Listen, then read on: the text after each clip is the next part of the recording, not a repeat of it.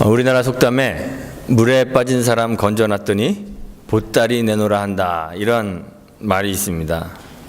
물에 빠져서 허우적허우적 죽어가고 있는데 그걸 구해놨더니 물에 떠내려간 자기 보따리 왜 안 꺼내주냐고 불평한다는 그런 말이죠.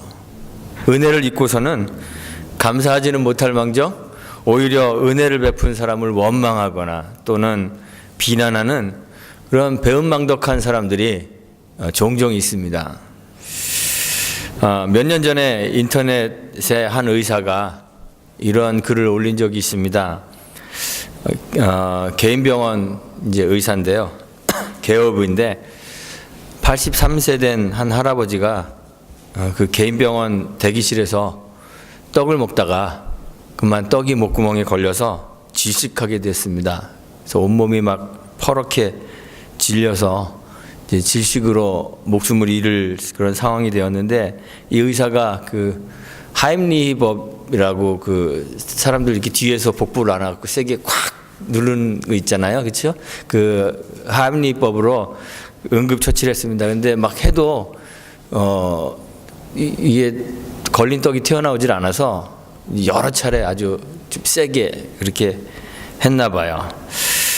한 여러 차례 그렇게 하고 나서 이제 목구멍에 걸린 떡덩이가 탁 빠져서 이제 살았습니다. 그 할아버지는, 환자는 이제 거긴 개인 병원, 작은 병원이니까 종합병원으로 옮겨서 이송하게 되었는데, 이 의사가 궁금해서 이제 그 병원에 전화를 해봤답니다. 그랬더니 상태가 양호해서 이제 퇴원하고 그 다음날 외래 진료를 받으면 된다. 그런데 갈비뼈 하나에 좀 금이 갔다. 이제 이런 얘기를 들었대요.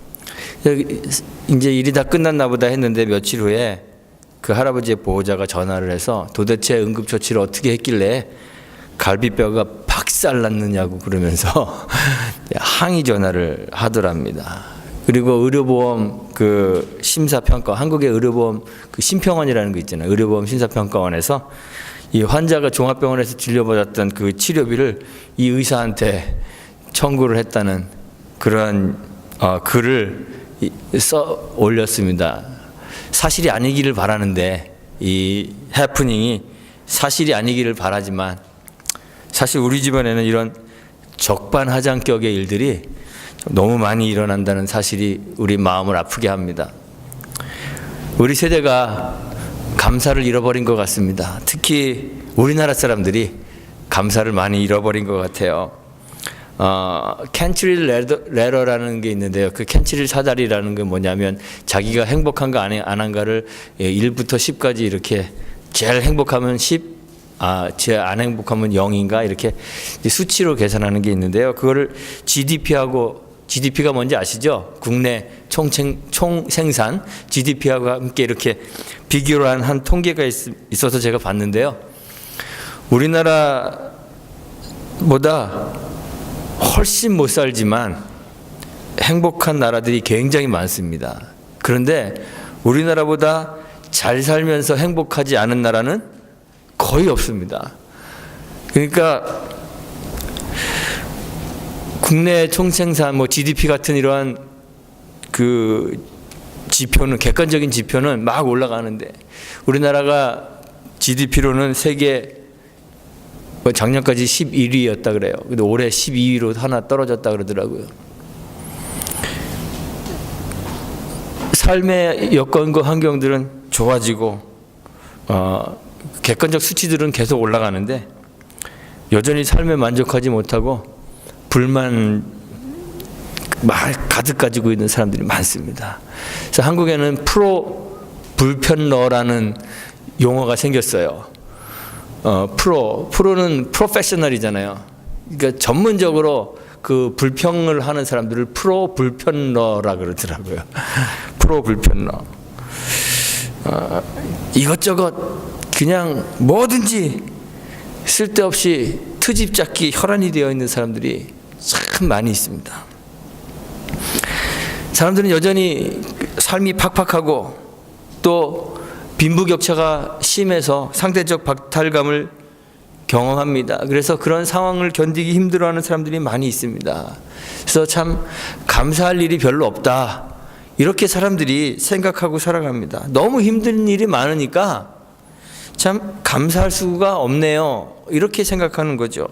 그런데 사실은요, 감사할 조건이 있을 때에도 사람들은 잘 감사하지 않습니다. 뭐 실제로 있는지 없는지 모르겠는데요. 이런 이야기가 있습니다. 멕시코 어느 마을에, 제가 멕시코 이 마을에 가보질 않아갖고요. 진짜 있는지 모르겠어요. 멕시코 어느 마을에 뜨거운 온천과 차가운 냉천이 그 가까이에서 이렇게 같이 솟아나는 곳이 있답니다. 뜨거운 물이 막 펑펑 나오고 한쪽에서는 찬물이 컬컬 나오니까 동네 아낙네들이 이 온천에서는 빨래를 삶습니다. 그리고 한쪽에는 찬물이 펄펄 나오니까 또 삶은 빨래를 한쪽에서는 잘 깨끗하게 헹굽니다. 그 모습을 관광객들이 보면서 그 관광 가이드한테 물어봤다 그래요. 아, 이곳 여자들은 참 좋겠네요. 찬물과 더운 물 막 그냥 공짜로 다 쓸 수 있잖아요. 그랬대요. 그랬더니 이 안내원이 대답하더랍니다.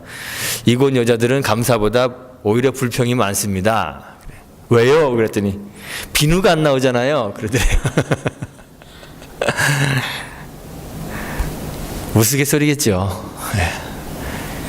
예수님이 한 촌에 들어가셨는데요. 거기서 10명의 문둥병자를 만났습니다. 10명의 문둥병자가 한 목소리로 소리를 지릅니다. 예수 선생님, 우리를 불쌍히 여겨주세요. 예수님은 그들에게 말씀하시죠. 제사장들에게 가서 너희 몸을 보여라.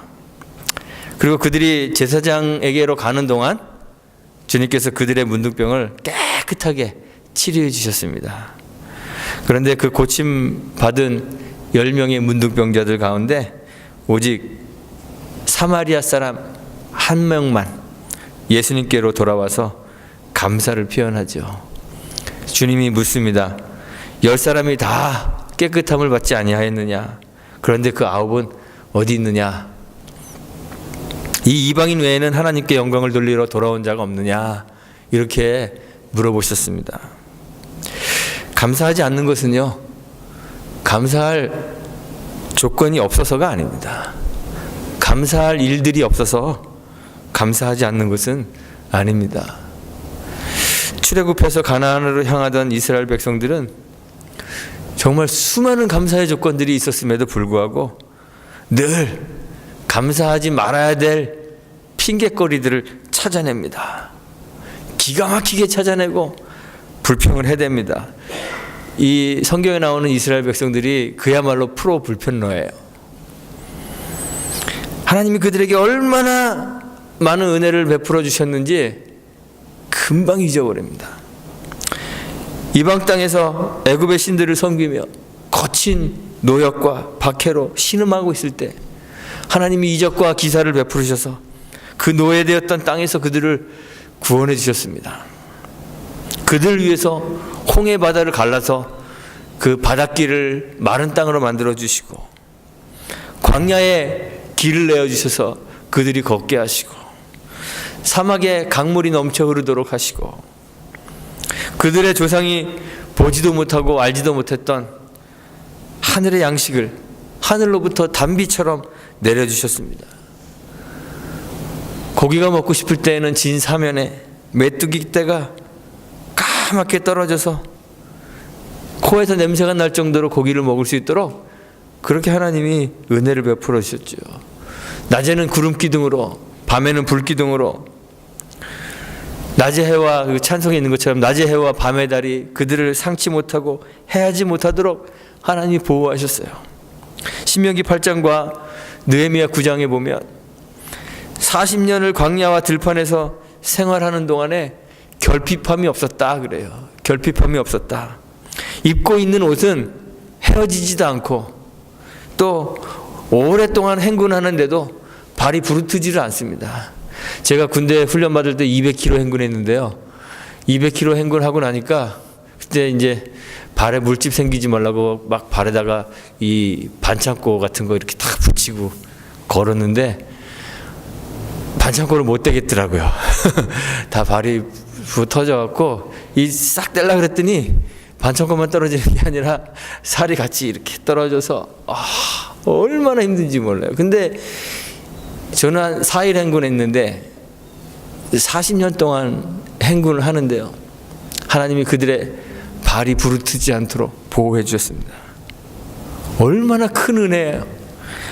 근데 이스라엘 백성들은 수없이 많은 이 감사의 조건들에도 불구하고 정말 귀신처럼 불평거리들을 찾아냅니다. 모세와 아론에게 대들고 막 울며 불며 대성통곡을 합니다. 다시 애굽으로 돌아가야 된다고 생떼를 부립니다. 불평거리들은 잊지 않아요. 절대 잊지 않습니다. 언제든지 기억해냅니다. 그런데 은혜는 빨리 쉽게 잊어버립니다. 만나가 뱃속에서 소화도 되기 전에 불평들을 쏟아내잖아요. 가나안 땅에 들어가서도 그렇습니다.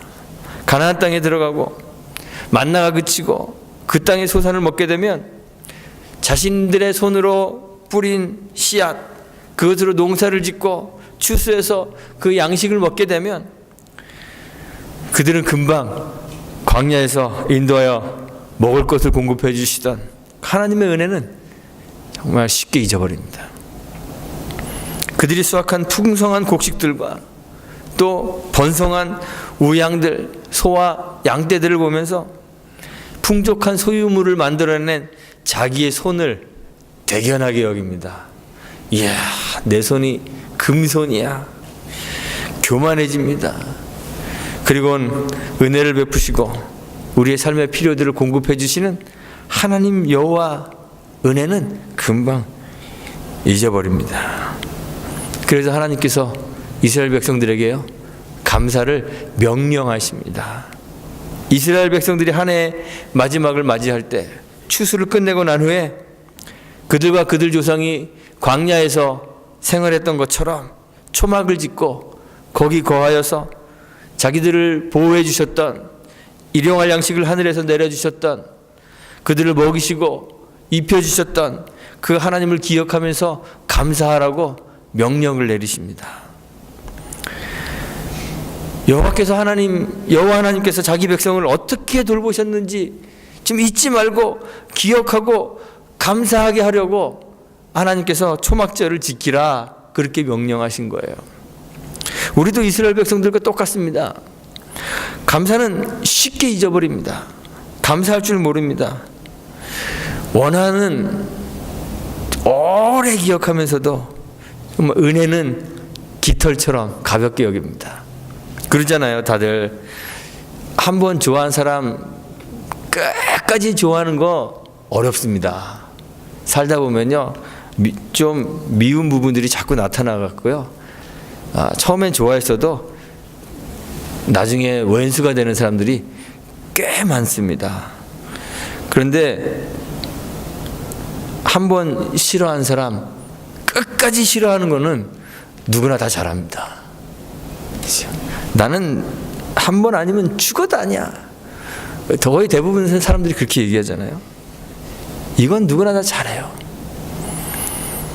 하나님의 은혜도 그렇습니다. 우리 신자들 입으로 참 감사합니다, 감사합니다 말 잘합니다. 모든 것이 하나님의 은혜입니다. 저는 은혜로 살고 있습니다. 말은 잘합니다. 제가 미국에 와서 살다 보니까 정말 본의 아니게 땡큐라는 말을 엄청 많이 하고 살아가는 것 같아요.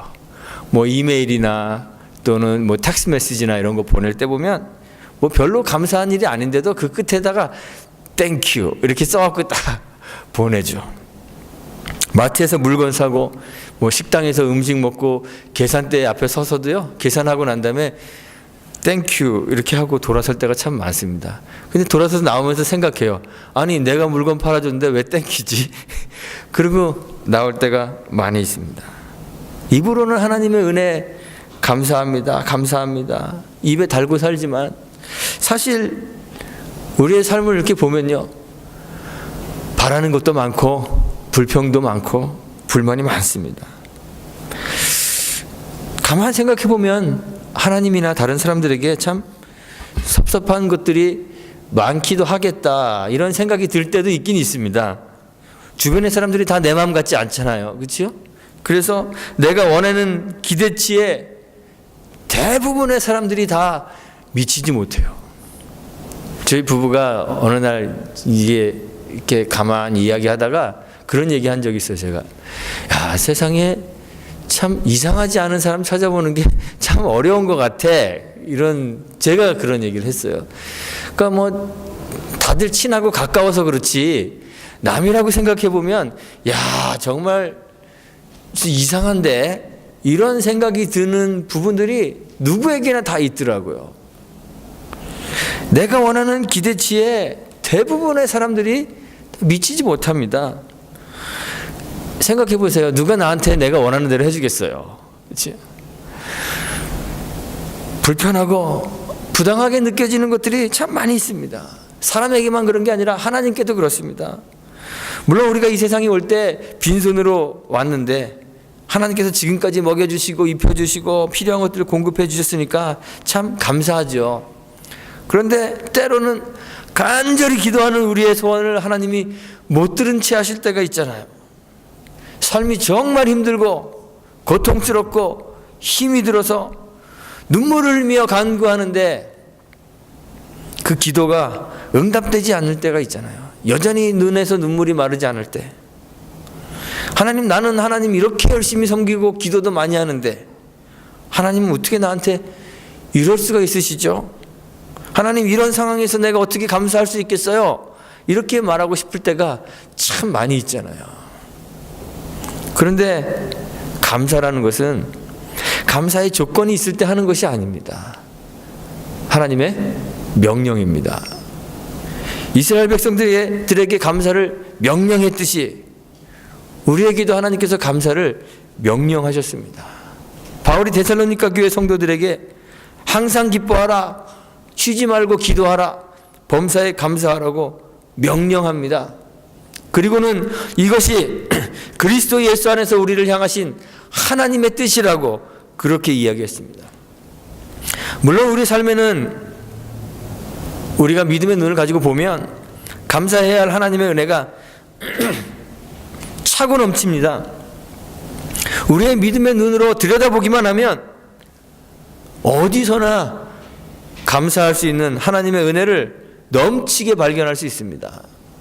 하지만 우리가 감사해야 하는 것은 하나님의 은혜를 깨달았기 때문에, 또는 감사의 조건을 발견했기 때문에 하는 것이 아니라 감사가 하나님의 뜻이기 때문에, 마땅히 우리가 해야 할 의무이기 때문에 감사해야 하는 거예요. 인터넷에 떠도는 감사할 이유에 대한 아주 감성적인 글이 있어요. 이거 읽으면 정말 이 감성이 움직여지더라고요. 저도 움직여지더라고요. 지금 당신의 집에 전기가 들어온다면 세상에 전기 혜택 없이 사는 20억이 넘는 사람들보다 감사할 이유가 있는 사람들입니다.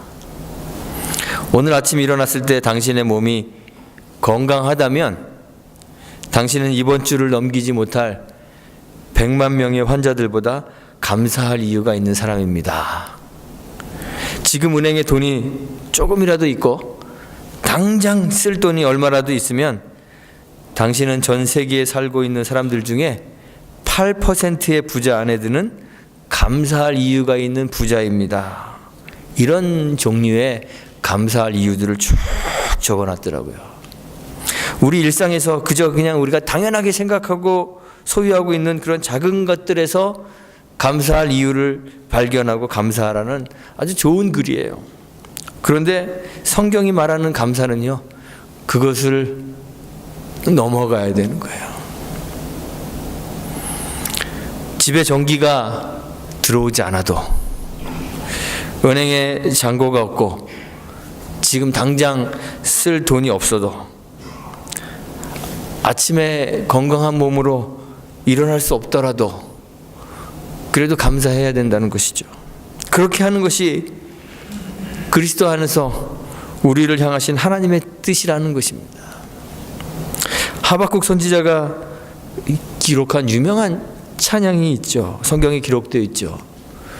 무리가 갈대아 바벨론의 무리들이 자기를 치러 올라오는 그런 환난의 날을 기다리고 있습니다.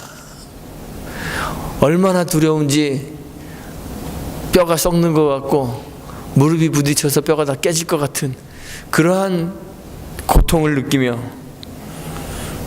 하박국 선지자가 노래하죠.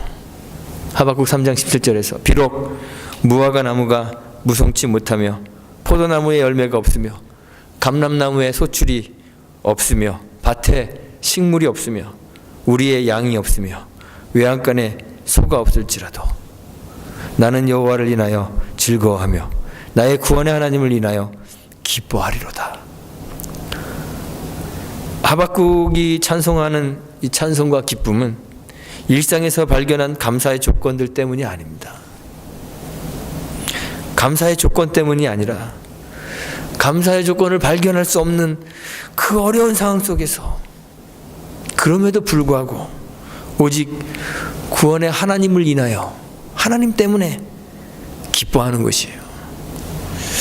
바울의 편지를 받는 데살로니가 교회 교인들도 어떻게 보면 불평의 조건들을 넘치게 가지고 있었던 사람들입니다. 데살로니가 2장 14절에 보면 바울이 이렇게 이야기해요. 형제들아 너희가 그리스도 예수 안에서 유대에 있는 하나님의 교회들을 본받은 자가 되었으니 저희가 유대인들에게 고난을 받은 것 같이 너희도 너희 나라 사람들에게 동일한 것을 받았느니라 그래요. 동일한 것이 뭘까요? 고난을 말하는 것이죠. 고난받고 있는 데살로니가 성도들에게 편지를 보내는 거예요. 불평할 수 있는 불평의 조건이 넘치도록 있는 이 데살로니가 교회 성도들에게 항상 기뻐하고 쉬지 말고 기도하고 범사에 감사하라고 권면합니다. 그러면서 이것이 너희들을 향한 하나님의 뜻이라고 그렇게 전하고 있습니다. 감사라는 것은요, 조건이 무르익을 때 저절로 되는 것이 아닙니다. 감사는 우리가 우리의 의지를 동원하여 실행해야 되는 하나님의 명령이에요.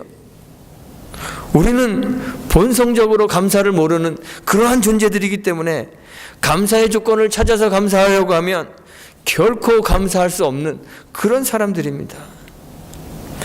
그래서 바울이 범사에 감사하라고 했습니다. 범사라는 것은 무슨 일일까요? 모든 일에라는 일입니다. 건강해도 또는 건강을 잃어도, 물질이 풍부해도 또는 가진 것을 다 잃고 은행 어카운트에 잔고가 하나도 남아있지 않아도, 지금 당장 쓸 돈이 있어도 또는 없어도, 집에 전기가 들어와도 또는 전기가 들어오지 않아도, 수도꼭지만 틀면 깨끗한 물이 펄펄 쏟아져도 또는 물이 없는 비참한 상황이 있어도 조건과 관계없이 감사하라는 것입니다. 항상 기뻐하고 쉬지 않고 기도하고 범사에 감사하는 것이 하나님의 뜻이기 때문에 그렇죠. 추수감사절은 한 해의 추수를 마치고 하나님의 은혜를 기억하며 감사하기 위해서 정해놓은 그런 절기입니다. 어떻게 보면 한 해를 결산하고 감사하는 것이다, 이렇게 볼 수 있겠죠. 결산을 해보면 어떤 사람들은 기분 좋게 검정색 펜으로 자기 결산서를 작성할 분도 있고요. 어떤 사람들은 빨간색 펜으로 결산을 해야 되는 그러한 사람들도 있습니다. 경제적인 부분뿐만 아니라 우리 여러 가지 삶의 다양한 부분에서 성취가 있고 진보가 있는 분도 있을 수 있지만, 또 어떤 분들은 많은 손해를 입고 오히려 뒤로 후퇴한 그러한 분들도 있습니다. 당연히 하나님께서 베풀어 주신 감사의 조건들을 찾아내고 우리가 거기서 감사해야 되는 것 당연하지만, 그러나 거기서 한 발짝 더 나아가서 우리의 손실과 고통과 고난과 연약함을 놓고도 하나님께 감사할 수 있게 되어야 된다. 성경이 이렇게 이야기하는 거예요. 그래야 된다가 아니라 그래야 되는 거죠. 여건에 상관없이 구원의 하나님을 인하여 기뻐하는, 구원의 하나님 때문에 감사하는 그러한 성도가 되라고 오늘 성경이 우리에게 이야기하고 있습니다. 이 감사의 절기에 내가 감사할 것이 무엇이 있나 이렇게 생각해보고 감사할 조건 몇 개 이렇게 끄집어내서 감사하는 것이 아니라 매 순간 우리의 입에서 하나님 감사합니다. 이 감사의 고백들이 흘러 넘쳐 나오게 되기를 간절히 소망합니다. 감사 조건이 있다고 해서 저절로 되는 것이 아닙니다. 감사가 되는 것이 아닙니다. 그러므로 어떤 조건에서도 범사에 감사하기를 힘쓰는 저와 여러분들이 되시기를 주님의 이름으로 축원드리고 부탁드리겠습니다. 같이 기도하겠습니다.